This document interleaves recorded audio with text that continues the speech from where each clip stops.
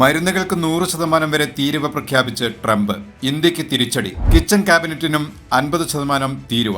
അമേരിക്കയിലേക്ക് ഇറക്കുമതി ചെയ്യുന്ന ബ്രാൻഡഡ് മരുന്നുകൾക്ക് ഒക്ടോബർ 1 തീയതി മുതൽ 100% തീരുവ പ്രഖ്യാപിച്ച പ്രസിഡന്റ് ഡൊണാൾഡ് ട്രംപ് വ്യാഴാഴ്ച സാമൂഹ്യ മാധ്യമമായ ട്രൂത്ത് സോഷ്യലിലൂടെയാണ് ഇക്കാര്യം അറിയിച്ചത്. ട്രംപിന്റെ പുതിയ തീരുമാനം ഇന്ത്യയിലെ ഫാർമസ്യൂട്ടിക്കൽ മേഖലയ്ക്ക് തിരിച്ചടിയാകുമെന്നാണ് സൂചന.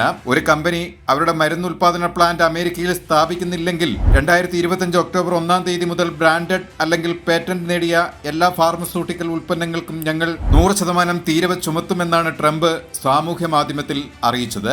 റഷ്യയിൽ നിന്ന് എണ്ണ വാങ്ങുന്നതിന്റെ പേരിലാണ് ഇന്ത്യക്കെതിരെ ഡൊണാൾഡ് ട്രംപ് അടുത്തിടെ 50% തീരുവ ചുമത്തിയത്. ആദ്യം 25% തീരുവ ചുമത്തിയ ട്രംപ് ഭരണകൂടം ഓഗസ്റ്റ് 27 മുതൽ ഇത് 50% ആക്കിയിരുന്നു. ഇതിന് പിന്നാലെയാണ് മരുന്നുകൾക്ക് 100% വരെ തീരുവയും പ്രഖ്യാപിച്ചിരിക്കുന്നത്. മോദി ട്രംപ് കൂടിക്കാഴ്ചയ്ക്ക് ശേഷമാണ് അമേരിക്കൻ പ്രസിഡന്റ് ഇന്ത്യക്ക് മേൽ വ്യാപാര യുദ്ധം പ്രഖ്യാപിച്ചത്.